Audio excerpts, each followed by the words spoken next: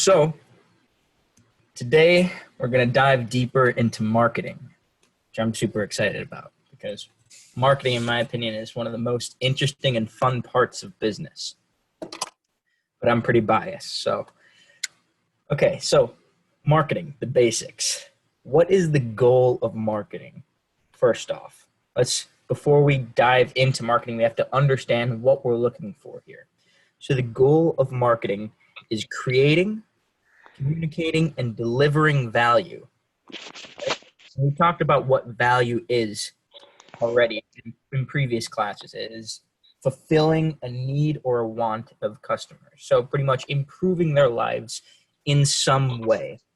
So we're creating, communicating, and delivering value. We talked already a little bit about the experience economy and how people experience that value that we give to them in our products, and how we can focus our marketing efforts on providing that value and in some way communicating it. But marketing is a lot deeper than what we talked about in the last class. So we talked about the experience economy and how we experience products and services, but how do we communicate this in a more effective way to everyone? Well, the first question that comes out of that is when we talk about communicating to everyone, right? Who is everyone? That's one of the most important parts of marketing, because if you don't know who you're trying to talk to, if you don't know who you're communicating this information to, then you don't know how to communicate it properly, right? Because in the same way that we were talking about before, that you don't talk to a 12-year-old in the same way that you talk to an 80-year-old, this applies to all aspects of marketing demographics, right? And we talked a little bit about demographics already. Demographics being ways that you break down into certain groups, right?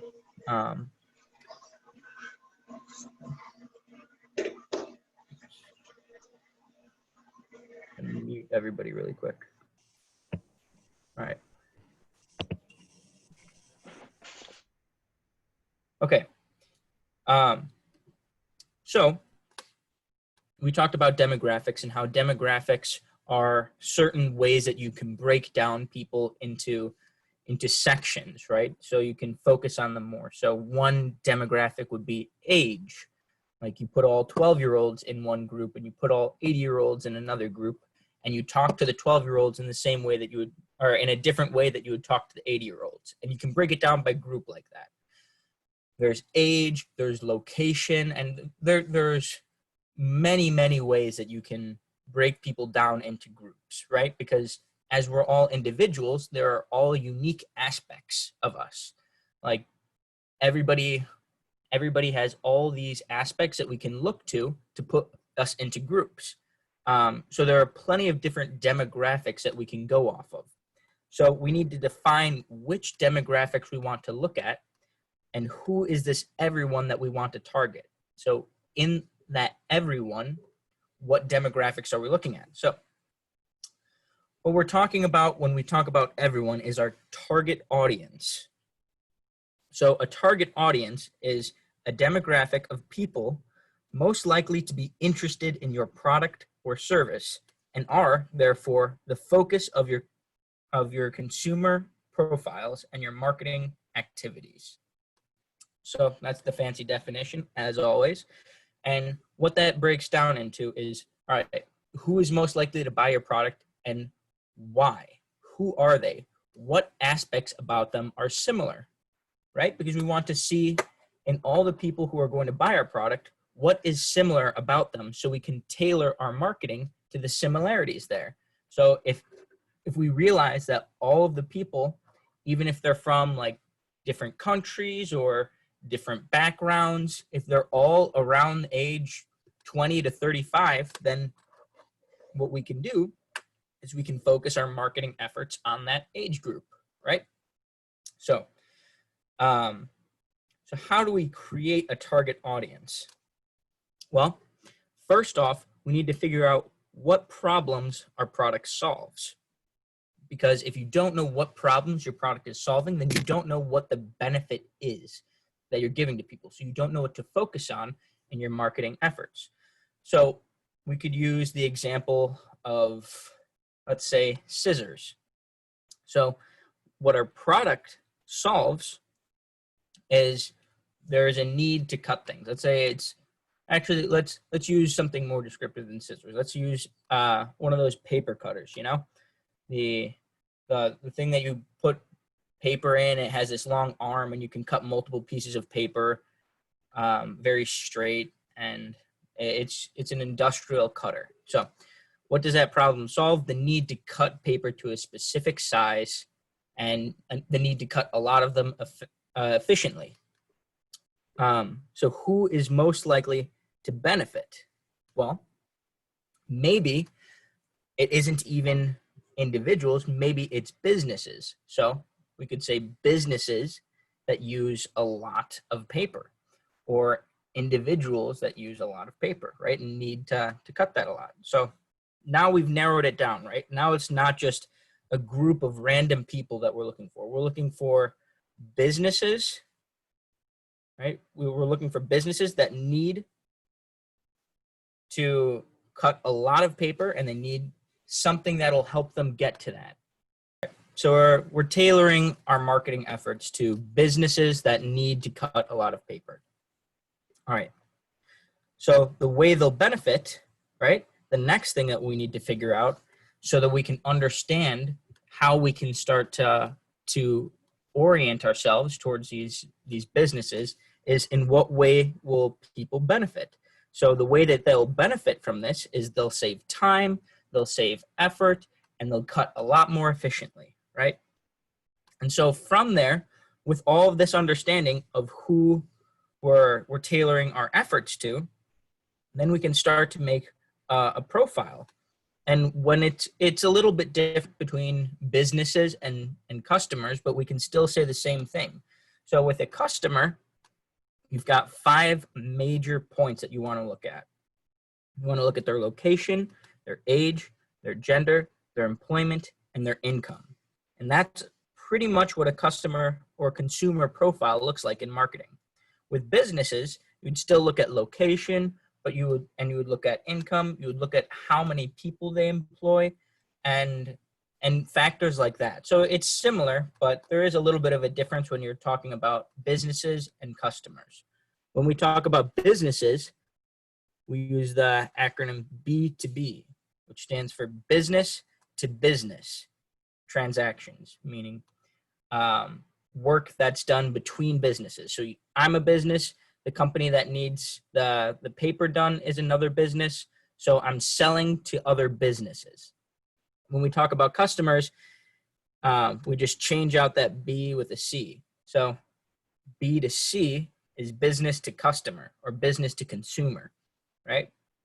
So that comes up a lot in business. So those are helpful to understand. But anyway, when we're talking B2B, we just went over an example, but when we're talking B2C, the consumer profile right here, there's a little description.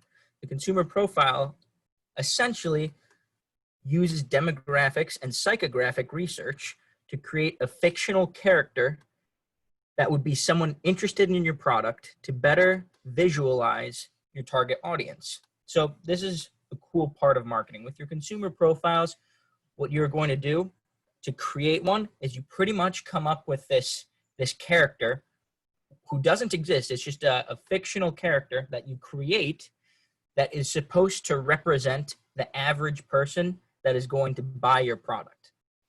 So here's an example over here of a consumer profile. Does this person, Jane Piper, really exist? No.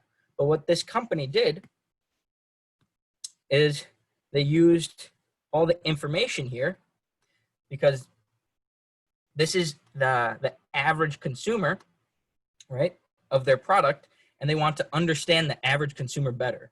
So they said the average age of people who will buy their product is 29 years old. And they're going to say, and companies can make multiple consumer profiles. So most likely, Jane Piper isn't the only one that they created. But the reason why we create this is we want to understand people's situations more. So a 29-year-old who's married, female, and without children, right? And where is she living? What are her habits? What is her lifestyle? What is she interested in? What are her values? And all about her economic status, right? So now with all of this, we can look at Jane Piper, the fictional character, and say, all right, if Jane Piper is like the majority of my customers, what is she going to like in her marketing? What is going to stand out to her based on her habits, her lifestyles, her interests, her values, her salary, very important, where she lives, all these lifestyles, all these lifestyle choices, and all these this research, the demographic, psychographic information, and economic status, all of that is going to be very important for how we're going to tailor our marketing, right? All of these aspects, like we talked about over here, are very important because you differentiate your marketing by this. Like all of these aspects we can talk about as differentiating spots. So if the majority of our customers are younger, that's important to know because we want to know who we're marketing for. If the majority of our customers make a fair bit of money, then we want to know that. If they make a lot of money, then we can sell it in a different way. If they live in a certain area, that can mean something for our marketing. If they're a parent, that means something about our marketing. Where they were educated, their lifestyle, their habits, all of this informs how we approach marketing, right? Because we want to tailor our marketing to the average person who's going to buy our product in the most interesting way that will connect all of these aspects of their lives, and we can connect to them to make it more interesting and more likely that they will buy our product, right? So we have to understand our customers very well before we can actually go in and start trying to market to them. And the way that we understand them very well is by trying to take the average information that we have about them and put it into a character that we can understand in depth, right? Because we're not going to be able to understand all of our consumers very deeply, because sometimes we'll have millions of transactions, millions of customers. So we can't understand all of them, but we can understand what is most common about them. And then from there, we can move forward. So creating accurate customer profiles are very important. And remember, you can have more than one. So maybe there's one for Jane, who is married without children, and maybe there's one for Sally, who's married with 5 children, and then one for Meredith, who is not married, and Jack, who is this financial big shot, right? We want to have a fair bit of customer profiles so we can understand all of our consumers. Yeah, what's up, Avio? Yeah, I just had a quick question. So let's say there's a product that's like,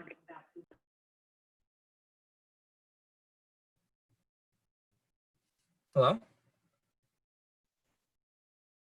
Avio? Yeah, I mean, I think your audio is cutting out. All right. Oops. Sounds good. While you type it out, I'm gonna move forward just to end off, or to finish off this target audience stuff. And so the last part of looking at your target audience is you always want to be collecting and reevaluating your data. So collecting and reevaluating your data so you can improve your customer profiles. Collecting and reevaluating your data allows you to always understand your customer, always understand your consumer, so that you can always tailor your marketing so that they will find the most value in your products, right? To express to them what is most important about your products. Because if you remember what we were talking about before, we want to have our expectations equal are delivered value, right? So if at one point their expectations are lower than what value will deliver to them, then we're not reaching as much people as we could. We could be doing better marketing, right? So that's the importance of reevaluating and collecting, because we always want to keep this balance right here, expected and delivered value. All right. Perfect timing. So, Avio's question, if a product is available worldwide, how would that affect the customer profile? Would the fictional character change based off the country? So yeah, the beautiful thing about having multiple customer profiles is, depending on the size of your company, you'll probably want more customer profiles to understand, right? Because it's going to be hard at any time to create a customer profile that's all encompassing. But one of the main things about selling on a global scale is there's so much that changes country to country. So there are customs that change. There are personalities and attitudes and general trends in countries that change. Like, for example, Americans tend to be very, very hyper efficient, hyper focused, and utilize their time very, very well, and don't like to have their time wasted. They want to be efficient, they want to get things done, and they want to be very productive. Whereas in France, for example, leisure is very, very normal. Leisure is a very important part of their working class. So, you know, there are a lot of breaks, like the work hours, or the average work day isn't 9 to 5. It's a lot later in the day, so that people can have a leisurely morning. So you don't want to tailor to a Frenchman the same way that you want to tailor to an American. And that's just one aspect, the way that people tend to work. Like we talked about already, there are a ton of aspects that inform our consumer profiles. So for example, one of the most telling examples is McDonald's, right? So McDonald's works globally. It's everywhere. But do they market to the same, or to different countries in the same way? No. And this is very important that they change it up, because culturally there are a ton of differences. So actually, if you go over to places like Spain or France, the entire McDonald's menu, except for maybe like a couple traditional classics, is very different. They change up the menu a lot to tailor to a more French custom, because French people aren't necessarily going to like the same things generally, as a general trend, that Americans do. And so that's just a way of reaching out to them on a cultural level for profit. But there's also the problem of stepping on people's toes culturally.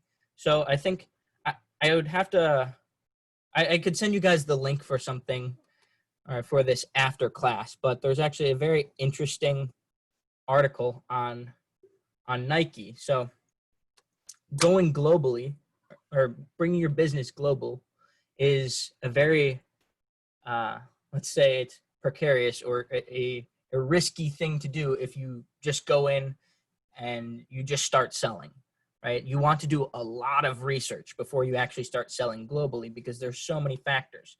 And one of the, that you have to think about. And one of the interesting stories is Nike actually went global, and they tried to just, I can't remember it perfectly because this was in one of my marketing classes, I think last year.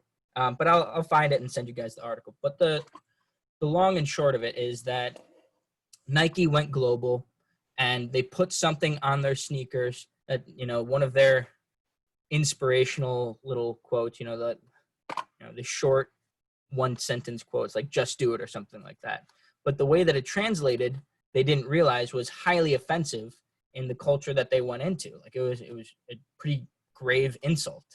And the imagery that they used was hugely insulting. So you have to take into account cultures of different countries globally before you start moving into it. So creating a consumer profile will change drastically by country.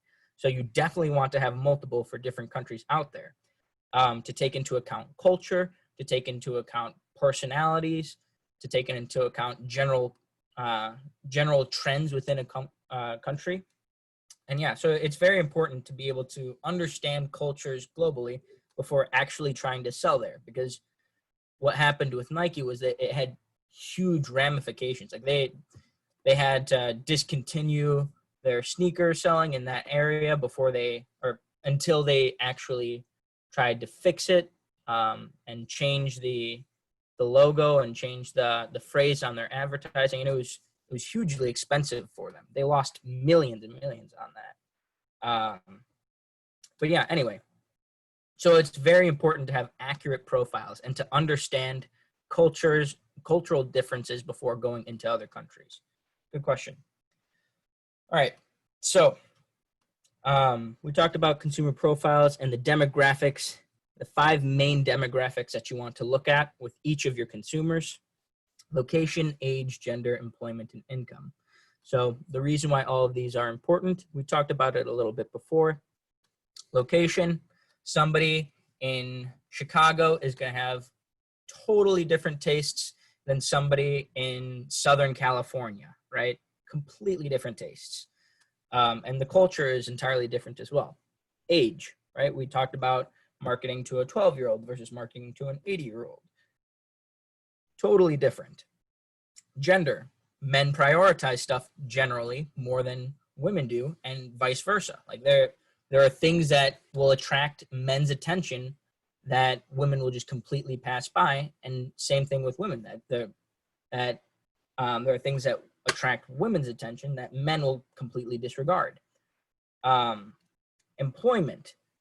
So employment is important to have on there because we want to understand, it kind of ties in with income, but employment kind of gives us an idea of the interests, more or less, of a person. So if somebody is employed as an artist, it's going to be very different if they're employed as a marketer or employed as a financial guy or what's the word I'm looking for? Accountant. That's right. So, or an engineer. Like everybody's going to have a different mindset, and you can kind of tell what that mindset is by how they're employed. And then income is very important because it tells us how much is this person capable and or willing to spend depending on their income. And so we're not going to market Lamborghinis to an extremely impoverished area, right? That just doesn't make sense, and we're completely wasting our time and our money.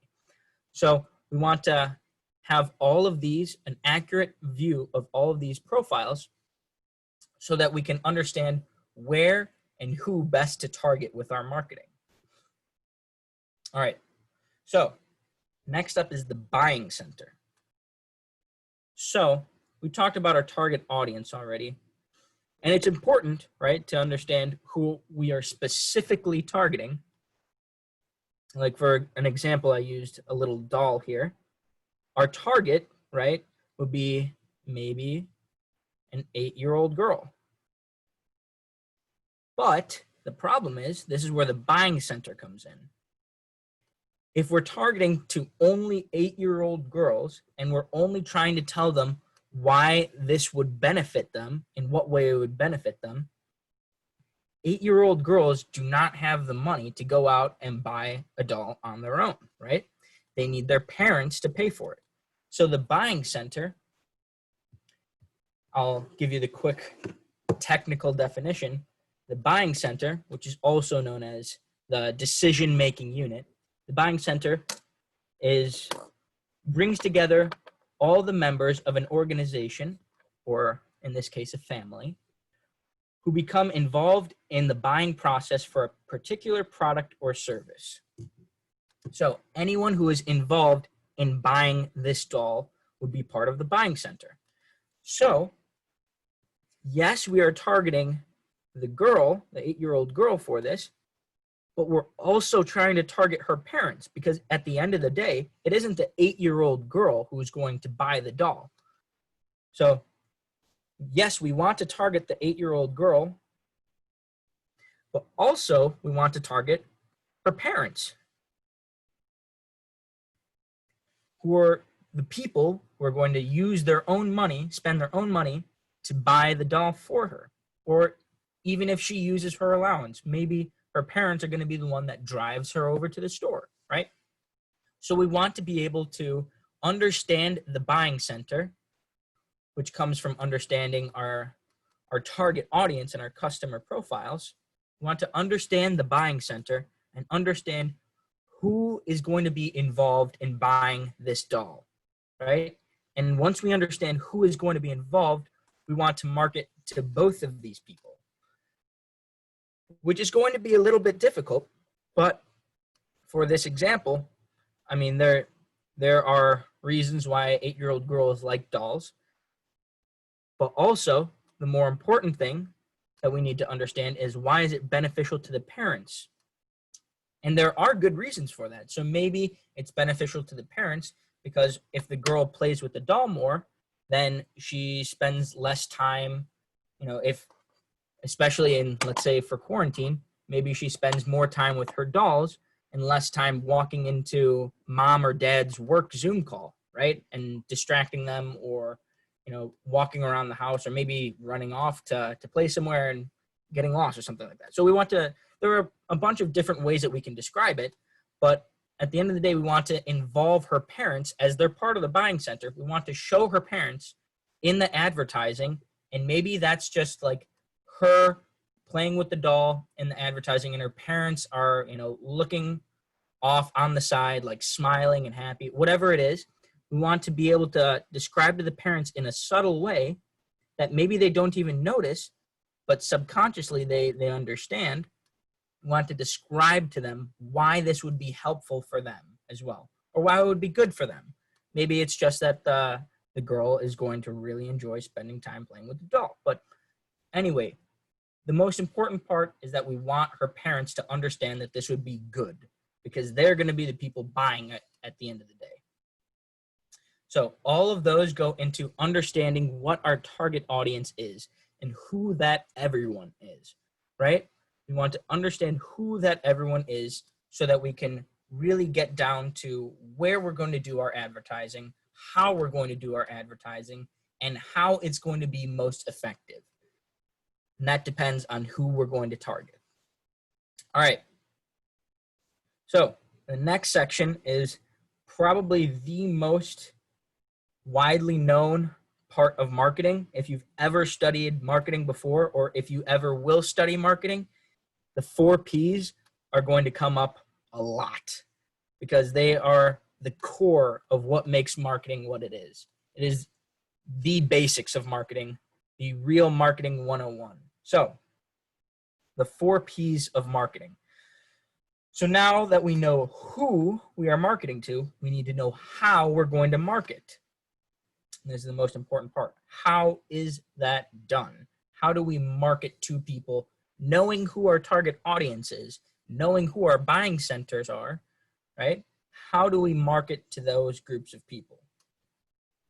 So the things that we need to consider as marketers, first off, the first P is product, right? First P is product. So we need to understand our product. What do we have? What value can we deliver? What is good about our product? Why is our product better than some other products? We need to really understand everything about our product before we can move on to our marketing. So it's really important as marketers to understand, hey, we've got this great product, but why is it great, right? What makes it better than all of its competition? So it's very important for us to know the features, the differentiating factors,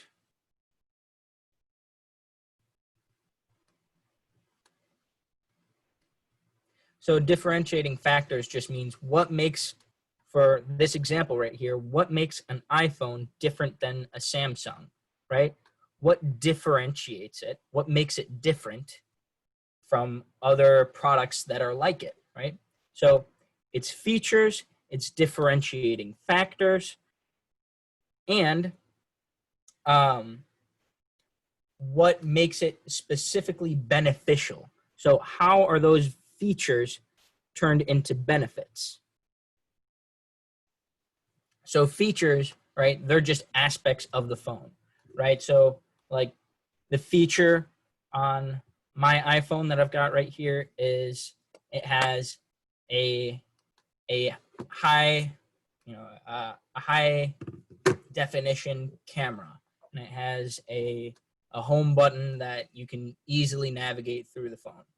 Those are features.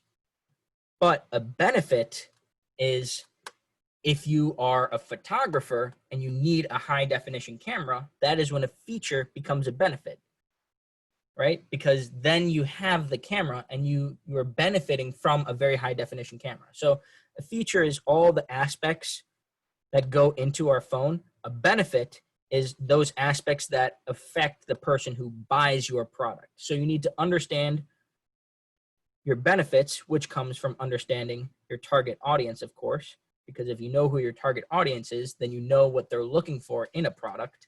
And so you know what features are going to benefit them, right? So your benefits are features that help your target audience. So we need to know these three main things about our product. And that way we can understand how we're going to sell to people. And that brings us to our next P, which is price, right? So obviously price is very important because this is a huge determining factor on if people are going to buy our product. So this kind of goes into a little bit of supply and demand, but the main thing about price is we want to understand our product's price in terms of the market, right? So if we're Apple, we want to understand what our price is in comparison to Samsung, right? So we want to understand our price for comparison. First off, because we want to understand where Samsung is and what our potential customers are trying to reason through. Because when we think about people buying our products, we understand that our product isn't the only one out there. And so we want to make it as easy as possible for people to say, yes, I want an iPhone. And we want to understand why someone would say, hey, maybe I want an iPhone, but you know what? Samsung's got this quality or this benefit for me that I think it's just more worth it, right? We want to understand where we lack and how we can justify our price, right? So it's for comparison. And secondly, it's for justification. So if our price is higher or lower than Samsung's, then we want to be able to justify that. Why is our price higher or lower? What is it about our features and our benefits about our phone that leads to a higher price, right? So yeah, maybe an iPhone's more expensive than a Samsung, but we want to understand why that's so. Why is it better, or why is it more expensive? What makes that price go up? Maybe it's just because our camera is better, or maybe it's because our phone is faster, right? But we want to be able to understand that so we can tell people, yeah, our phone's more expensive, but this is why, right? So we need to understand what price people are going to be willing to pay for our product. And if our price is too high, then obviously nobody's going to buy our product. That's simple supply and demand. So we want to be able to understand what price people will be okay with paying for the benefits that we add to their life through the product. So our next P, promotion.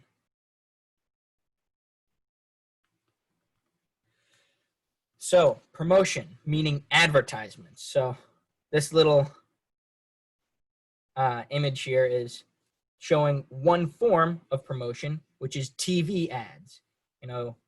Lowest prices ever, like time is running out and all that. Anyway, So promotion, right? We want to understand how best to describe and justify the price, right? We want to understand how we promote those benefits so that everybody understands our product and what good it will bring to them, right? So with promotion, we look at those features and those benefits, and we want to understand what our target audience appreciates so that we can describe that to them.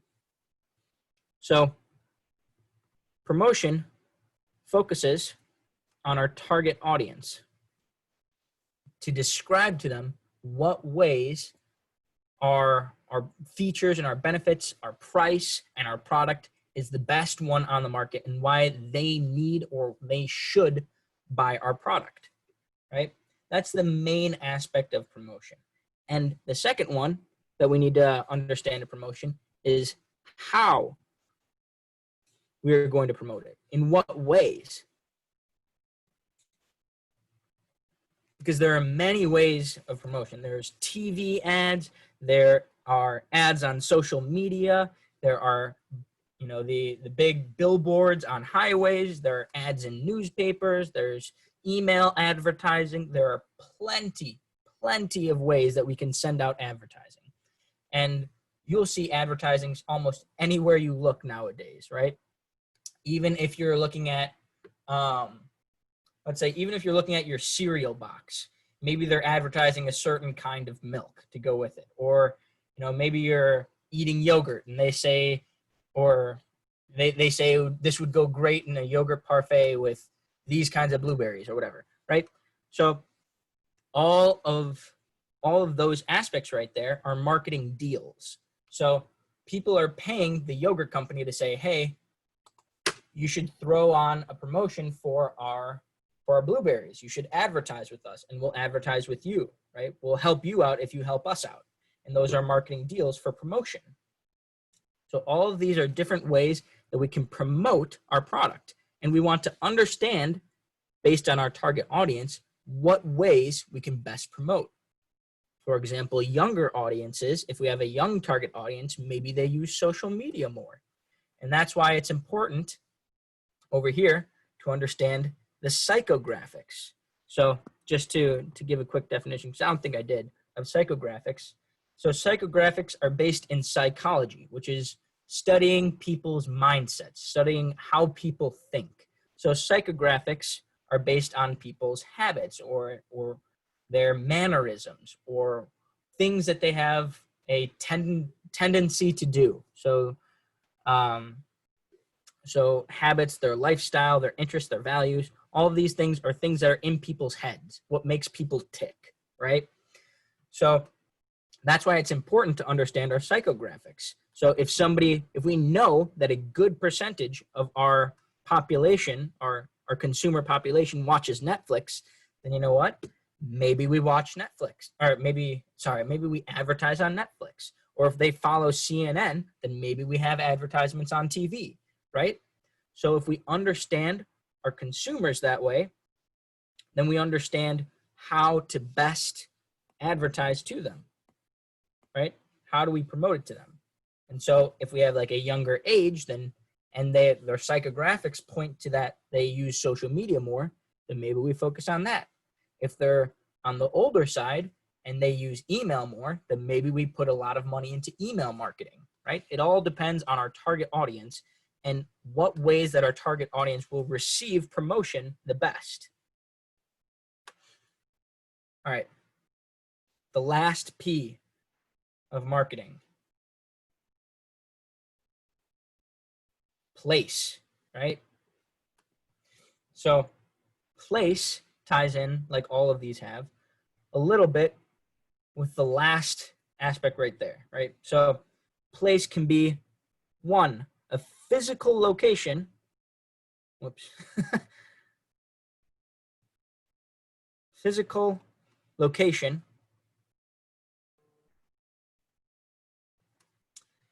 It can be an online location.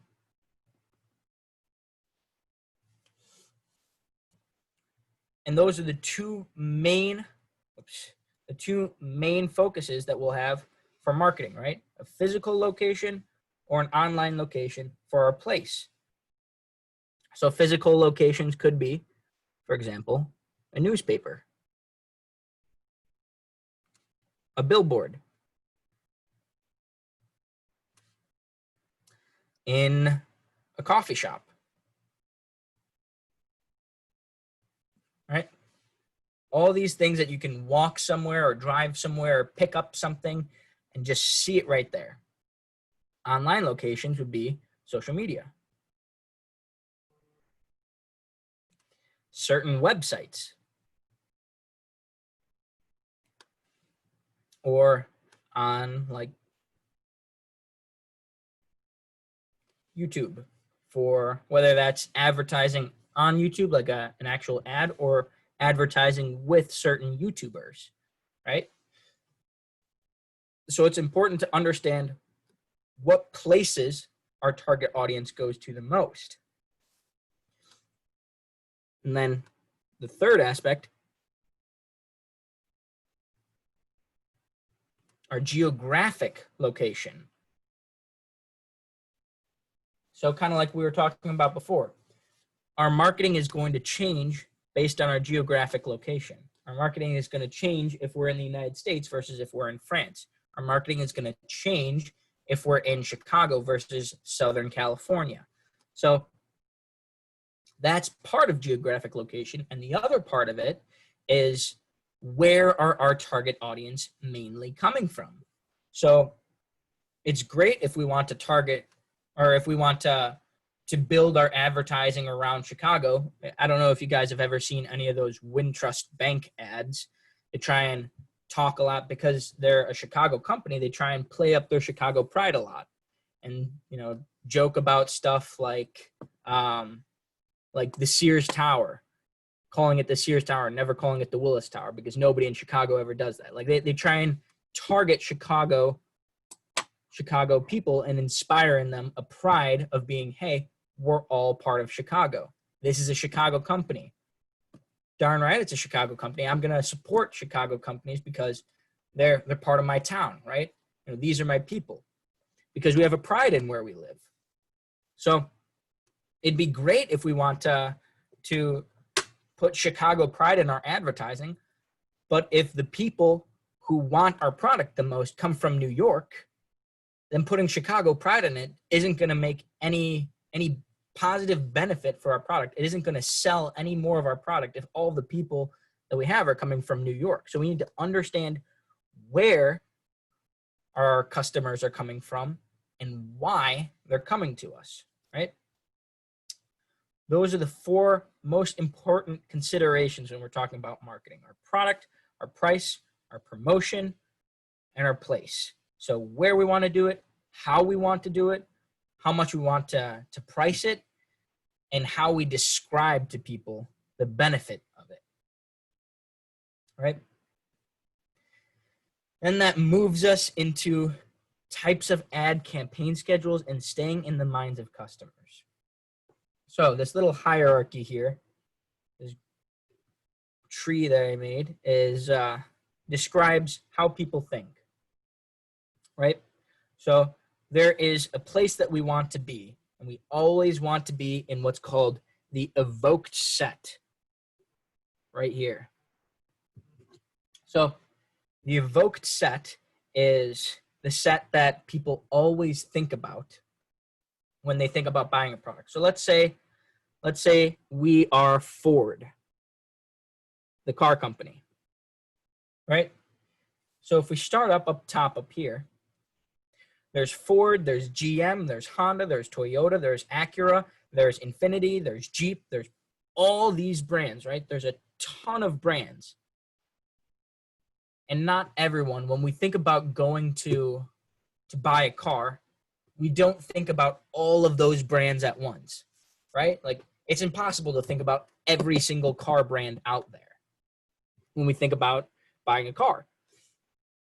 So we're not thinking about every single brand, right? We're thinking about the brands that we know or that come to mind first. This is called our consideration set. So all of the brands that we consider when we're going to buy a car, right? But, so that separates into known brands and unknown brands, but not all of the brands that we know we are going to buy, right? Because it separates into overlooked brands, so brands we just don't think about enough because they just don't come into mind. Indifferent brands, brands that we don't have any particular tie to. Unacceptable brands, like personally, for me, an unacceptable brand is Jeep. I know this is kind of controversial because everybody seems to like Jeeps. I don't want to get into it now because I've got this whole rant, but I think Jeeps are terrible because they've had historically a lot of problems with them. A lot of people buy them because they think, oh, I'm so macho American. They're owned by an Italian company. Anyway, but so I've got a lot of problems with Jeeps. So that would be considered an unacceptable brand because I think that they are just very low quality and require a lot of maintenance to keep. And I don't want a low quality car, right? I want a car that is going to last me. So I would consider Jeep part of my unacceptable brands. So even though I know them, that doesn't mean I'm going to buy from them. So what's left is our acceptable brands, right? So we went from all brands to the brands that we know to our evoked set, which in our evoked set, meaning brands that come to mind, evoked meaning what comes into our mind, what's put in our mind when we think about acceptable brands, when we think about brands that we're going to buy from, our acceptable brands come up. And then finally that breaks down into purchased and not purchased. So maybe I really like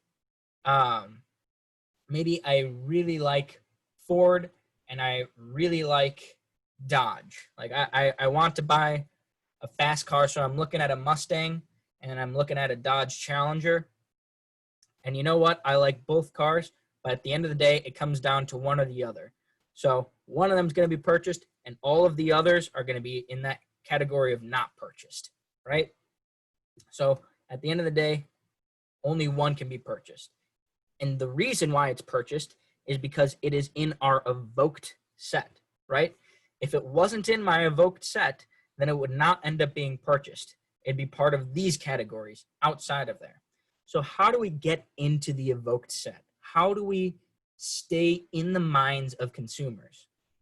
Well, and that brings us over to the last thing that we'll talk about today, types of ad campaign schedules.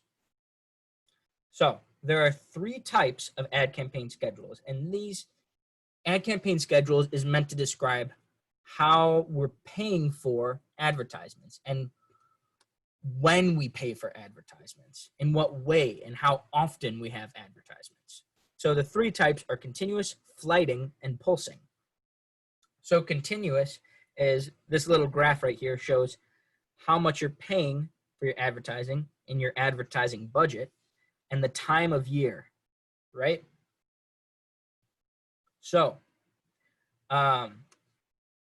continuous, that means you're paying the same amount. You just keep on paying the same amount for your ads all year round, right? Like nothing changes. You keep it going because it's something that people can use all year round, or you just want people to keep it in mind all year round. So what we could use is, for example, maybe you have continuous advertising for, let's say, Pampers, the baby diapers, because it's not like at a certain time of the year, babies stop needing to go to the bathroom, right? Babies are always going to need to. So there's continuous advertising for Pampers because they want to be in that evoked set, right? They want to be in that consideration set as well. So they need to have constant advertising. They need to be constantly out there. They want to stay in the minds of their consumers. Next up is flighting.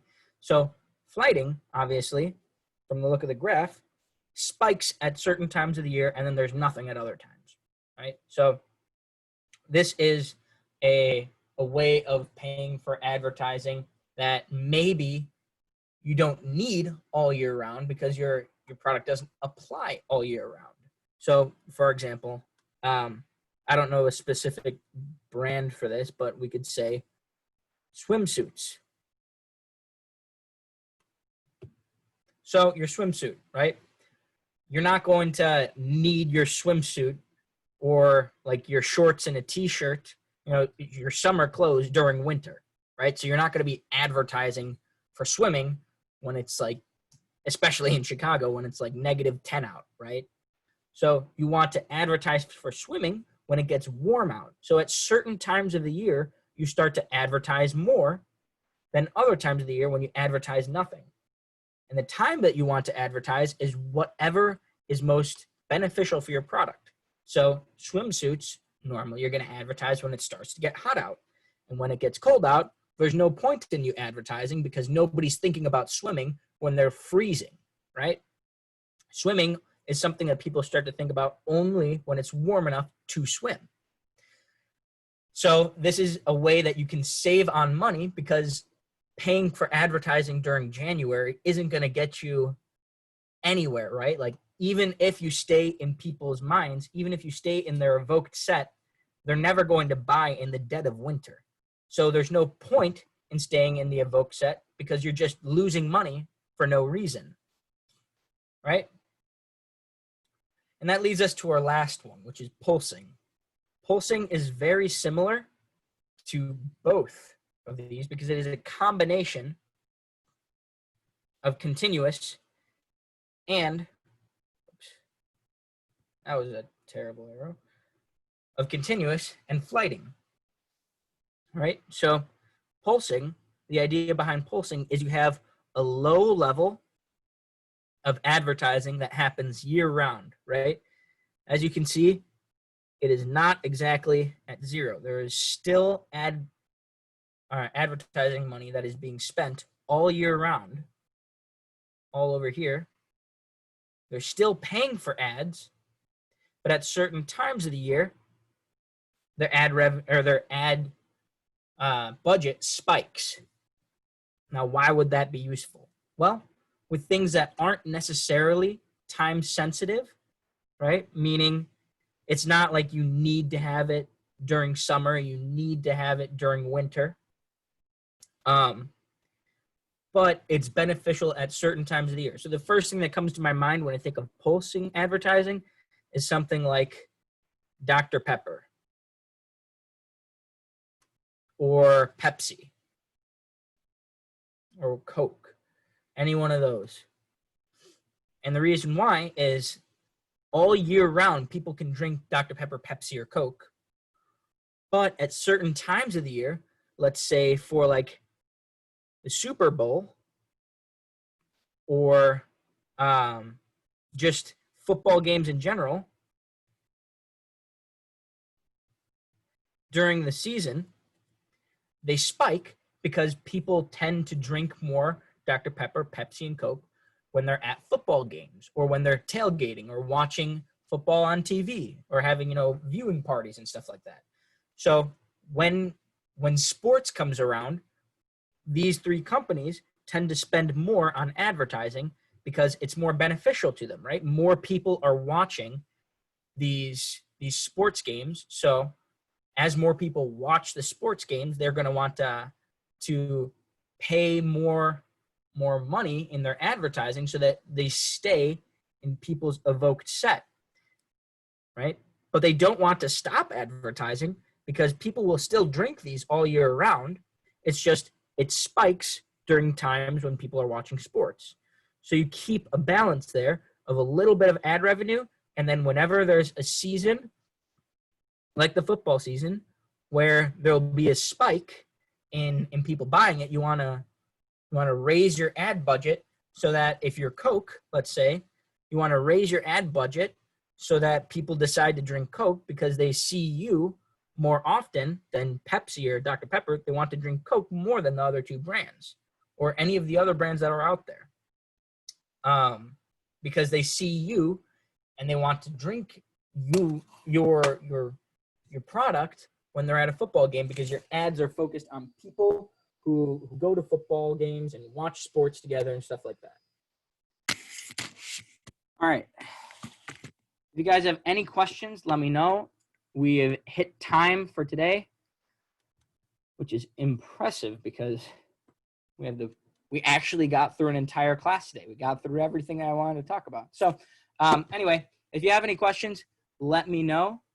And you can stay around and ask them if you want to. If not, you're free to go, and I'll see you in office hours to talk about your resumes.